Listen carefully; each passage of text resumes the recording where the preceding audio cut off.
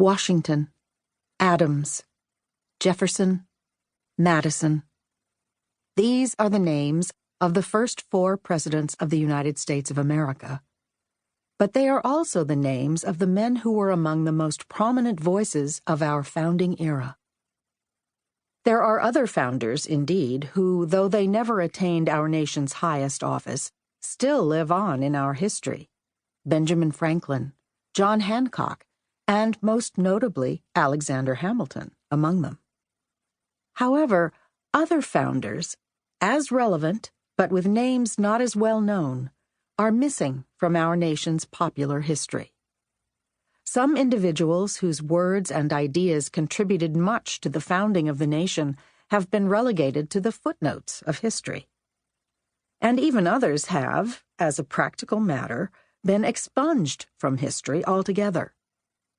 The familiar narrative many of us were taught as children about our founding, that great men came together to forge a constitution that set America on its present course, isn't exactly true either. At least, it isn't complete. Most Americans can name only a few of the nearly 60 men who were sent to the 1787 convention that produced our Constitution. Fewer still know about the 16 attendees who, for various reasons, never signed the document, including the 3 who defiantly refused.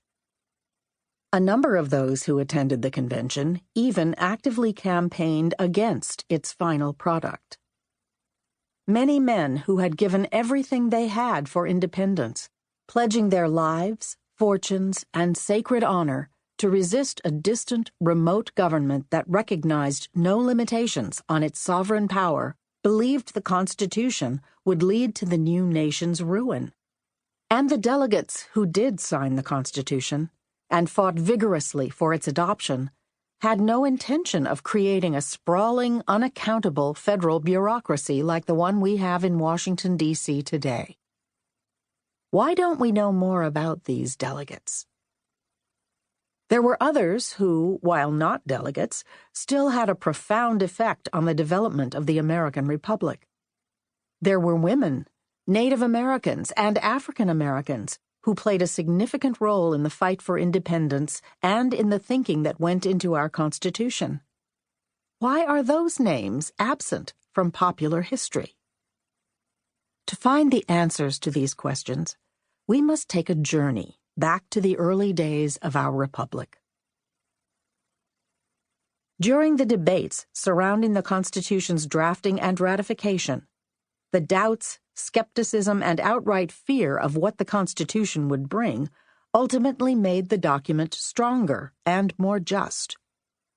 That may sound strange to us in the 21st century, but remember, the founders, by declaring their independence from Great Britain and building their own system from scratch, had placed themselves in uncharted territory. The men, each in his own right, sometimes working together and often not, were unusually gifted. But they were still making this up as they went along. What became our governing document was the result of a brilliant compromise between the anti-federalists and the federalists, between those who championed a divided and limited but strong central government, and those who feared that almost any central government would expand its authority at the expense of individual liberty and state autonomy.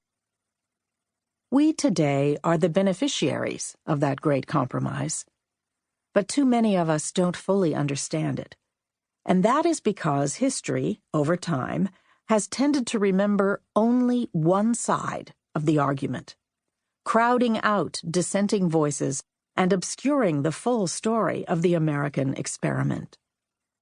In the last century, in particular, historians and politicians who consider themselves more enlightened than the founders and believe in the power of bureaucrats to manage the affairs of an entire country from a distant capital have done special damage to the legacy of the founding generation, a legacy that warned against the dangers of a distant, centralized government. Most of us, for example, are never presented with the arguments raised by the Anti-Federalists, who opposed the Constitution's ratification based on concerns that it would vest too much power in the federal government and thereby imperil liberty. And just as disturbing, many of the Federalists have been mischaracterized as early advocates of big government. Some have tried to portray the founders as proto-progressives, even though the founders lived a full century before there was anything even resembling a progressive.